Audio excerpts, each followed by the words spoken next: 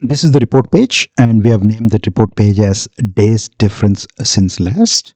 And there is a slicer up top, which is issue subcategory. And also we have just temporarily added a card visual on the right, which shows you the last refresh date. So we can refresh the data. It's more than 10 days. So let us click on the refresh button. It will update the data to the latest date. So we can click on refresh, and it will take a while. This is a large data set which is coming from a city of Little Rock, Arkansas, USA, 311 service requests. And the reason why we are doing is that we want to have the most up-to-date data. So sometimes in Power BI, when you are working on several data sets, so the need could be that you have to refresh the data so that all the tables will be up to date, or the most current or the most recent data is available for you in your Power BI so that you can create reports. As shown, the progress here, it will take a little bit time for the data to load, more than 550 MB. So once it's ready, it's there in your Power BI desktop as shown.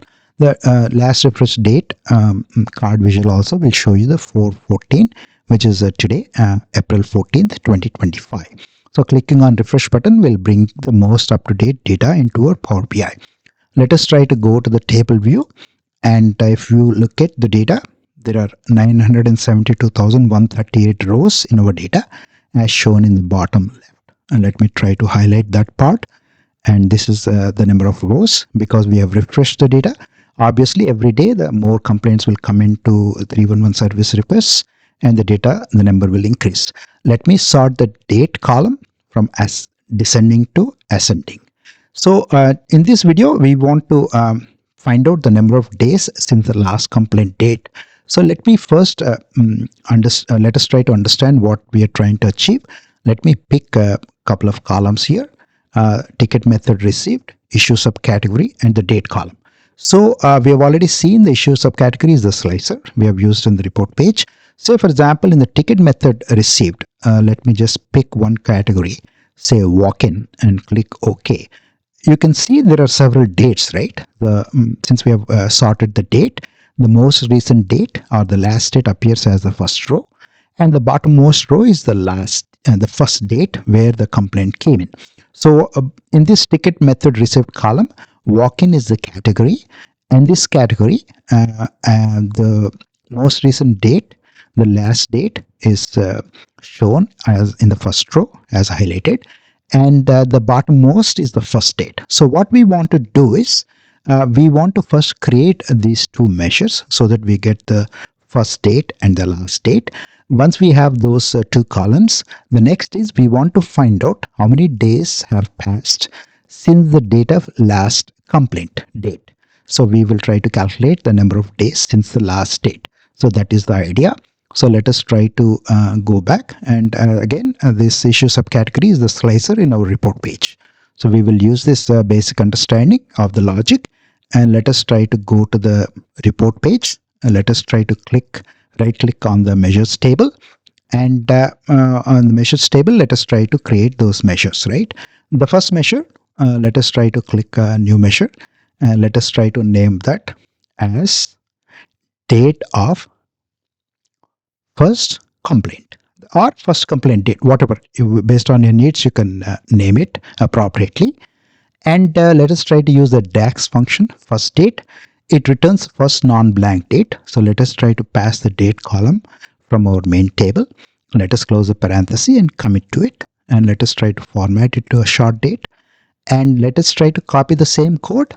And let us try to create another measure which will give you a date of last complaint. So let us try to create a new measure, paste the code which you have copied, and tweak the code here, name the measure as date of last complaint.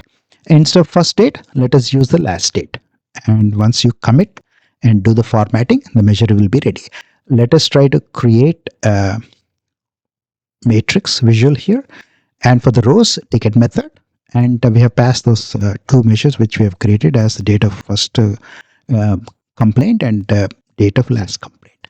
As shown here, those are the three columns which you see.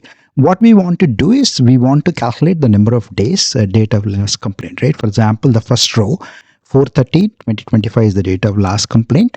So we will get 1 here and so on. Based on the dates, date of last complaint, we'll try to calculate the number of days. So let us try to create one more measure. Let us try to name this measure as most recent complaint date equal to, let us try to use the calculate function, and for the expression let us use the last date function and pass the date column here, right? So let us try to use the calendar date column, close the parenthesis for the last date function, and once we do that, our expression is ready for the calculate. And for the filter, let us try to wrap all around our main table, so that we want to remove all the filters and commit to it. Again, this is the code. There is the expression. This is the filter expression. Close the parenthesis, commit to it, and you can format it and changing it to a short date. And if we drag this onto the matrix visual as shown here, let me drag it, and obviously this will be the most recent date because today is what we have refreshed and we have used all around the main table. So this is the date we are getting it. Say perfect. So next is we have to calculate the number of days since the last complaint date. So let us try to make it simpler. Let us try to name this as number of days since last complaint equal to, we will use DATEDIFF function. DATEDIFF has expects 3 parameters, date 1, date 2, and interval.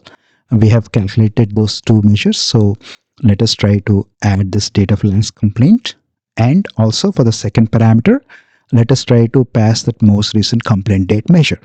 And the interval is day. So once we add the date here, we will get the number of days since the last complaint. So it's a pretty simple code, and let me commit to it. Once we commit, and if needed, we can format. We will use the comma separator, and our measure is ready. We drag that onto the matrix here. We have the number of days. Let me try to expand, increase the size here so that you can see the third column. And as shown here, the first row, the ticket method is blank, but the date of last complaint is 5/20. So 1790 days have passed since 5/20. So this is perfect. And let us try to highlight another ticket method. And the third is CSR, mobile apps, 4/11, and 3 days. So let us try to, as a sanity check, let us try to go back to our table view, and let us pick that particular method and click OK. And perfectly right. I think the first row is 4/11. That is exactly what we got. Today is 4/14/2025.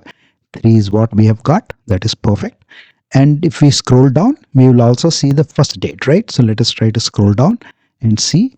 It's January 2nd, 2018 is the first date by using this ticket method, CSR mobile apps. That is the first day where the complaint came in using this method. And if you scroll up, this is the most recent date, 4/11. So we got 3. I think our code is working perfectly. Let us go back to the report page. And you see that if you see the third row rather, you can see 4/11/2025 and 3. So I think the code is working perfectly.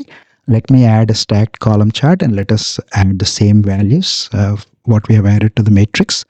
And if you make any selections, both the visuals, the values will change. That is a basic functionality in Power BI, interactive visuals. So we wanted to add another visual so that visually it is appealing in the report page. So anytime any kind of selections are made on the slicer, both the values will change, right? This is perfect. And not only you have calculated date of first complaint and date of last complaint, we have also calculated number of days since the last complaint. So based on issue subcategory slicer selections, those values will also change. This is another way of looking at the data, and we have answered those questions. So anytime user wants to see the type of ticket method and any selections are made on the slicer, the user can see those values changing, and those values are correct. So this is another cool way of looking at the data. And we have, at the start of the video, we have added that card visual so that we will get a date, right, after refresh data. So let me just go ahead and remove that, delete it. We no longer need it. And let us try to expand the slicer here. And we can see that any kind of selections are made, those values are changing. I think this is a pretty cool way of looking at the data. And in a simple way, there are several ways you can compute these values: data first complaint, data for last complaint, and number of days since last complaint. I thought I wanted to use a simpler method so that we can understand. Again, highlighted here, for example, the blank category in ticket method received, 5/20/2020 was the date of last complaint. 1790 days have passed since that date. So it's perfect way of looking at the data. And we have created four simple measures, and we have understood the logic pretty easily. So this is a cool way.